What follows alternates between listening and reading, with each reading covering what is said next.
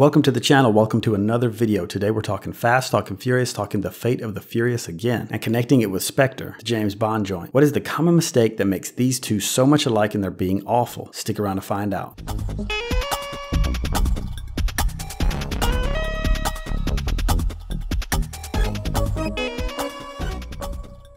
Today we're talking about the last James Bond movie, Spectre. This one was pretty bad. Total letdown after Skyfall, but that seems to be how Bond movies go. But what does this have to do with Fast and Furious? Well, it's a common mistake that series make when they believe they have to come up with bigger and badder and more dangerous foes movie after movie. The major mistake in Spectre is the same mistake Fate of the Furious, also known as Fast 8, made. In Spectre, James Bond battles Blofeld, a familiar character to longtime fans of James Bond, but a first to be faced by Daniel Craig's Bond. Blofeld is shown to be Bond's long-lost childhood semi-sibling. They should have just stopped right there. This is enough for a new and uniquely motivating villain, but they just couldn't help themselves. They had to take it further, and that's where it goes off the rails. See, Blofeld is not merely Bond's estranged stepbrother and an international criminal and supervillain. He has also been targeting Bond all along, and has been in charge of everything that has been befalling Bond. He was responsible for Le Chiffre in Casino Royale, Green from Quantum of Solace, and even the fantastic Raul Silva from Skyfall. Blofeld was the author of all your pain, as he tells James, being additionally responsible for the deaths of Vesper Lynd and M. This is cheap, and we'll get to that, but first, a little about Fate of the Furious. Fate of the Furious makes the same mistake. The villain Cypher is not only a uniquely threatening villain that has kidnapped Dom's child, she is also revealed to be behind Braga, Owen Shaw, and indirectly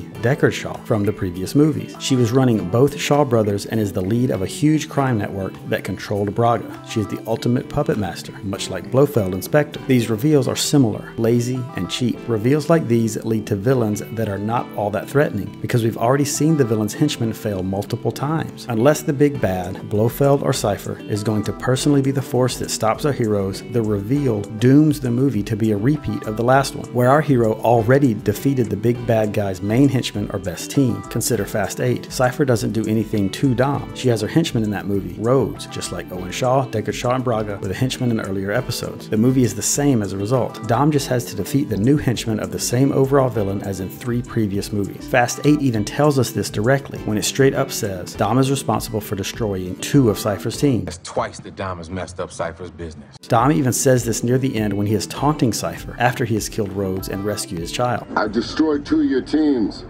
I killed your red-headed boyfriend. Back to Spectre. Here, Blofeld just sends his henchman, Hinks, after Bond. Same old, same old. Wonder if Bond can defeat a 4th henchman of Blofeld's. Oh no, I'm really worried. Not only does this move make the movies boring, it retcons and cheapens the previous movies. Cypher's puppet mastery cheapens Fast 4, Fast 6, and Fast 7 by revealing that Braga and Shaw weren't that big of a deal really. They were just good little helpers for Cypher. Just like the Blofeld reveal in Spectre cheapened all the other Daniel Craig Bond movies. Those guys we paid our $15 to see Bond defeat were just little guys, little pawns. They didn't matter really at all. The real power is in this big villain. So now you should totally be worried about Bond. But nope, because as I said before, it's just doomed to be more of the same, as the villain will inevitably just send another goon after our hero. To add to it, the 2 films, Spectre and Fast 8, both fall for an additional trope. Both Spectre and the previous Bond film, Skyfall, which was great, had nauseating levels of techie stuff, super hacker stuff, super powerful chips, and stuff like that. Just like in Fate of the Furious, where you have super techie Cypher that can do anything, and in the prior movie, Furious 7, where you have Godzilla. In both franchises, it's 2 movies in a row of more and more techie stuff. Of course, Dom out-techs the tech queen with a magic bracelet worn by Deckard Shaw, more techie stuff. And of course, Deckard Shaw hacks himself right into tracking Cypher's shadow plane earlier in the movie. It's just an easy way around writing yourself into a corner with the screenplay. Hack here, hack there, no worries. It makes for a weak movie. In both Skyfall and Spectre, it's used similarly and just as poorly, as a device to easily make a villain more threatening. It's everywhere.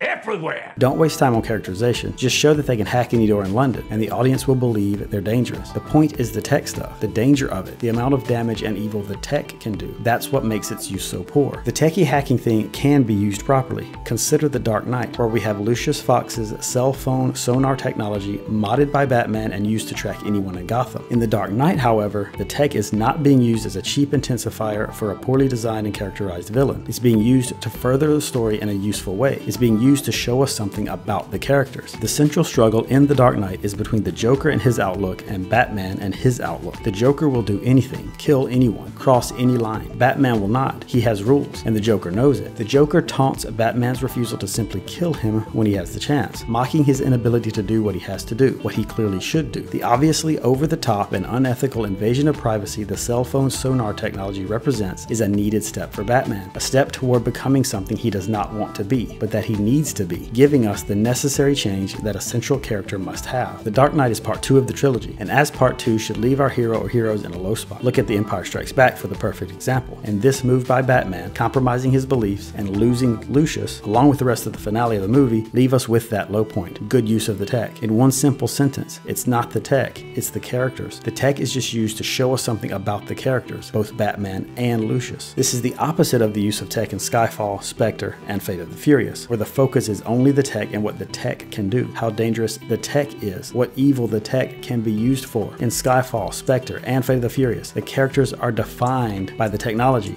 Cypher is like a digital act of God. The tech can't be used to reveal their character because the tech is their character. Ultimately, the use of tech in this way and the use of the bigger, badder villain in the way both Spectre and Fast 8 uses them stems from the same issue. The choice to use a simple but lazy way to up the ante in your movie. Bigger cyber weapon, bigger villain that controls all the other villains, no problem. These two downfalls are related. The poor writing that led to one leads to the other. So that's a couple more reasons why I hate the Fate of the Furious, and a connection to a Bond movie I didn't like as well. Is this the only video on YouTube comparing James Bond and Fast and Furious? Either way, let me know what you thought about Spectre and let me know what you expect from the new Bond movie coming out next week. Consider subscribing, and of course, remember to keep it fast and keep it furious.